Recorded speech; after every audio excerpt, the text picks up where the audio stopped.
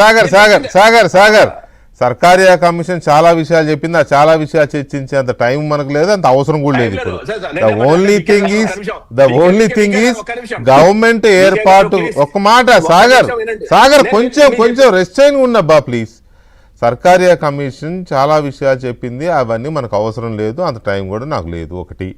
రెండోది, ప్రభుత్వ ఏర్పాటుకి పిలిచే విషయంలో గవర్నర్ ఏ పాలసీ, ఏ ఫార్ములా పాలసీ పాటించాలి అనే దాని మీద సర్కారీ కమిషన్ 3 డైరెక్షన్స్ ఇచ్చింది. ఒకటి, ఎలక్షన్ ఆగబ్బా నేను చెప్తా వినండి ప్లీజ్. ఒక్క నిమిషం చెప్తా వినండి. మాకు తెలియదా? మేము చెప్పొద్దా?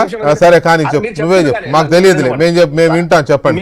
మీకు తెలియదు నేను చెప్పట్లా, మీకు తెలియదు నేను చెప్పట్లా. నేను చెప్పేది వినండి ఒక్క నిమిషం అంటున్నా. నేనేమంటానంటే సర్కారీ కమిషన్ ఏబిసి 3గా డివైడ్ చేసింది. నేను అదే చెప్తున్నా.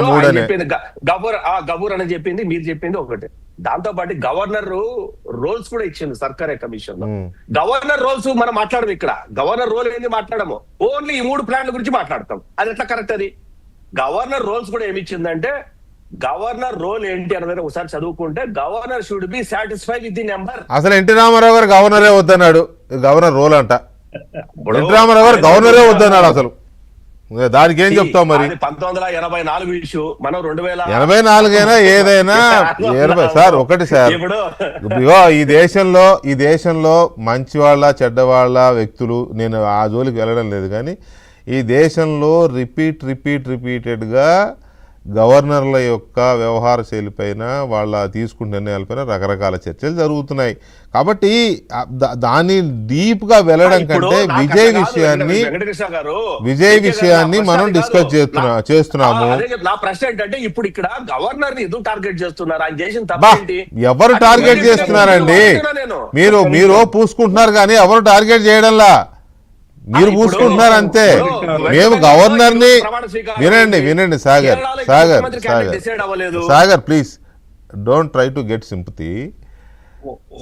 మేము గవర్నర్ ని మేమేం టార్గెట్ చేయడంలా, కానీ ఒక్క మాట గఫూర్ సాబ్, కానీ రేపు ముఖ్యమంత్రి కాబోయే ఒక నాయకుడిని, ప్రజలు అత్యంత ఆదరణతో గెలిపించిన నాయకుడిని 4 సార్లు రాజ్భవన్కి పిలిపించి మళ్ళీ వెనక్కి పంపించి 40 సార్లు వస్తాడు. ఏమైతే ఎవరి కోసం వస్తాడు?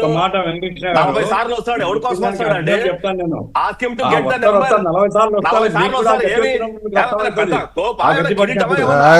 ఆగండి సార్, గఫూర్ గారు ఆగండి. ఏంటి పెద్ద తోప? ఆగండి సార్, గఫూర్ గారు ఆగండి. సాగర్ మీరు స్పృహలో ఉండే మాట్లాడుతున్నారా? ప్రజల తీర్పుతో, ప్రజా ఆమోదంతో వచ్చిన వాడు పెద్ద తోప అంటే, పైనుంచి ఊడిపడిన వాడు పెద్ద తోప? పైనుంచి ఊడిపడిన వాడు తోపు అవుతాడా? కాదండి, పైనుంచి ఊడిపడ్డ వాడు తోపులు అవుతారా? ప్రజామోదంతో, ప్రజల బలంతో వచ్చిన వాడు తోపు అవుతాడా? ఏ లార్జెస్ట్ పార్టీ అన్నా కానీ you have to respect somebody. You have to respect somebody. Pullaravu garu, I think your intervention is needed now. One thing is this, main thing, governor motives ఏమైనా ఉండవు. గవర్నర్ రికార్డ్ కేరళలో అంత అద్భుతంగా లేదు. చాలా open గా నాకు అవకాశాలు వచ్చినప్పుడు